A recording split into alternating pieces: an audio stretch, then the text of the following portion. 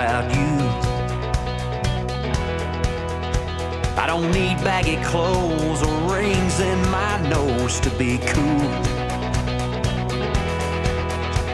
The scars Hey guys, on today my we're going to talk about the knuckles Sig match Sauer your scuffs on these P250. cowboy boots. Picked this up in my local gun shop, Cabot Gun and Ammo. Not sponsored by them, but they're always really knowledgeable and nice. They're kind of Sig guys. They prefer Sig Sauers, but it's a really good brand. This is the 250 compact in 9mm black, as you can see. I did pick it up used for $400. I got the gun, the single mag that Sig ships all their guns with, but then they also hooked me up with some ammunition, which 9mm right now is kind of hard to find. You can see the gun is safe. So 9mm is kind of difficult to find right now, but they gave me the pistol, the mag, some ammunition, and a crossbreed inside the waistband holster, which is pretty badass. So let's go over some of the specs on this. It's a polymer gun, so it's got the polymer lower receiver. It is a modular design. We'll go over that in a minute. And this lighting is making my gun look absolutely horrible. Let me see if I can wipe some of the oil off of it. Now I have been shooting this gun,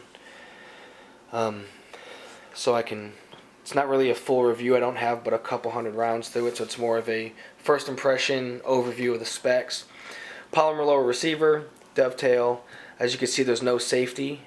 It's a fully ambidextrous design, so the slide lock is ambidextrous. Let me get this in focus for you. It's an ambi slide lock. The takedown lever is on the left side. It's got a Picatinny rail, and the mag release can be swapped out easily, so it can either be a left or right. Now this is the compact, so you can see it's the medium grip, as they call it. It also comes in a large grip and a small grip, and then it comes this size frame, I guess width-wise, is for the 9mm, the 40 Smith & Wesson, and the 357 Sig. They also sell it in 45 ACP in the three sizes: small, medium, or large.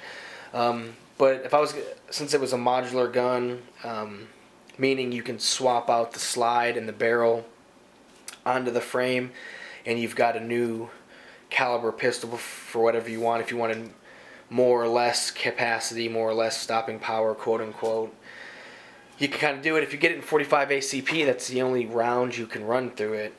You can just change the grip size, basically. Hoping that's in focus. This one is chambered in 9mm, like I said. Modular design. It's a removable fire control unit is the only serialized part, and it's stamped right there. I will take this bad boy down. I'll show you how easy it is, and we'll look at the fire control unit. Some people call it the mailing gun, because if you could pull out the fire control unit, since it's the only serialized part, you could put everything in a box and mail it, and it's not technically a firearm. To do all your swaps, you don't need any tools. This one comes with a 3.8-inch barrel. I'm not sure on the weight, though. I can't tell you the ounces. I'd have to look it up. And it's got a 3-dot sight. They are not night sights. However, the Siglite brand sights are available for it aftermarket. You can see 2 of the 4 steel rails there. Pretty sweet little gun. It's got a really big trigger opening there, which Sig, I guess, is kind of known for. Like we talked about, it's a self-decocking pistol, so you can come almost to the breaking point and then just lower it down. At no point does it actually lock like into a half-cock position. It's 10.5 pound trigger. It's kind of heavy, but for my carry gun, that's fine. A lot of things people don't like about this is it is a double action only weapon. So when the slide goes back, the hammer comes forward, and it's a full 10.5 pound trigger pull every time, which is kind of fine. I don't know. I've never actually been in a, I guess, a pistol fight, so I'm just gonna assume that you're not really gonna notice that too much when you're putting rounds down range. All right, so let's look at how easy this thing is. It's probably one of the easiest guns you're gonna take apart. All you're gonna do is lock it back, slide that over, release it, and there you've got your polymer frame with the fire control unit. To remove the fire control unit, all you do is, I kind of give it a little push right here, pull it out, pull the front end up, then you see the trigger's not going to clear it.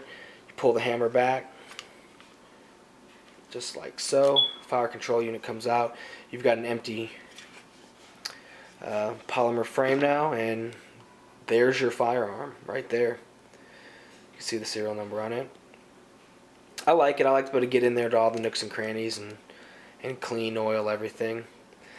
And then to field strip, I mean, all we've got is the recoil spring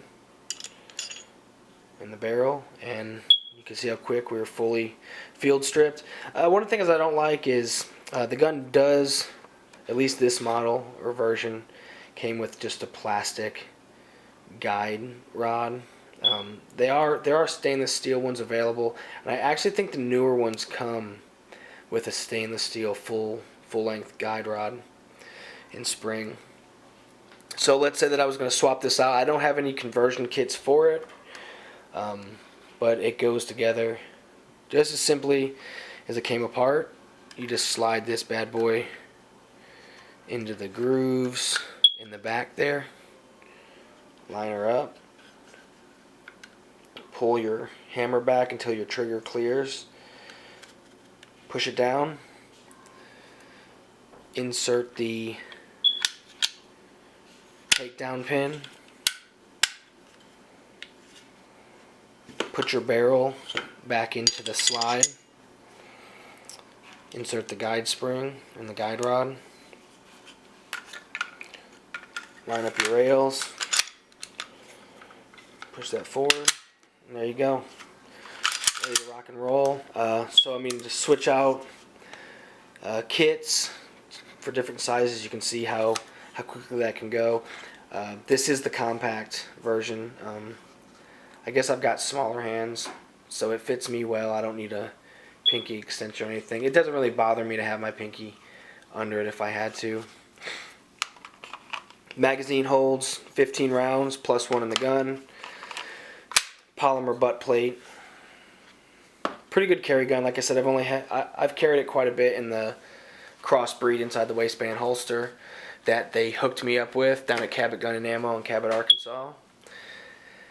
And carries pretty well.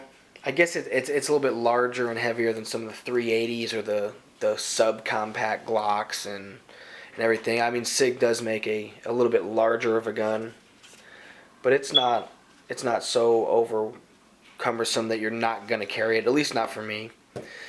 So again, going to the range sometime this week, and we will be shooting this and the Sig Sauer 1911. We'll get those videos up as soon as I can get them edited. Again, hopefully I'm getting better. Hopefully you guys are going to enjoy the channel more as I get more content out there. So, alright, until we see you again.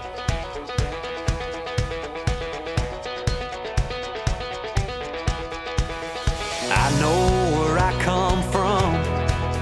How about you? I don't need baggy clothes or rings in my nose to be cool.